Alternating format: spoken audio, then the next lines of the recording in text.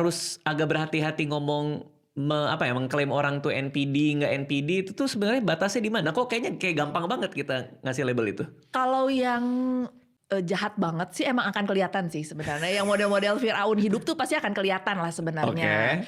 Nah tetapi Firaun hidup. iya tapi bisa loh kayak gitu kayak yang, "Oh Tuhan mungkin gini ya rasanya dulu penjajahan Firaun tuh ngelihatnya kayak gini," gitu-gitu ada. Jadi Oke, kalau yang kayak gitu secara objektif orang-orang pasti akan merasakan penderitaan hidup yang sama ketika bersama sama dia nih. Tapi hmm. kalau misalnya cuman personal, ada konflik, kita nggak bisa langsung meng-NPD-kan orang sih sebenarnya. Oke, berarti kalau melalui psikiatri, itu ada assessment sendiri? Ada assessment-nya, terus ada Oke. wawancaranya juga karena kan namanya juga kepribadian ya, dia akan berulang. Jadi dia seperti pola perilaku, emosi, dan persepsi yang akan berulang terus ketika menghadapi situasi-situasi kehidupan. Artinya kalau seorang NPD itu harus di-assess dulu supaya kita bisa ngasih diagnosa dia NPD, dia harus dengan sukarela mau di-assess dong?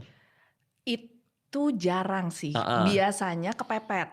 oke. Kalau nggak satu mau cerai, kedua lagi mengalami masalah hidup, ketiga lagi mencari pembenaran diri.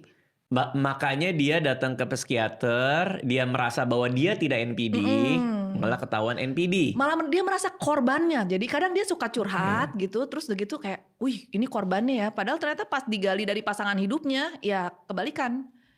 Oke. Karena dia bisa playing victim, ada manipulatifnya, ada guilty trip-nya, yang membuat akhirnya kalau kita tidak wawancara dari dua sisi, itu malah kita kayak yang kebawa sama cerita dia. Artinya seorang NPD itu juga dia tuh bilang bahwa gue jadi korban itu karena dia meyakini betul dia korbannya, atau itu bentuk manipulasinya dia supaya dia tidak disalahkan?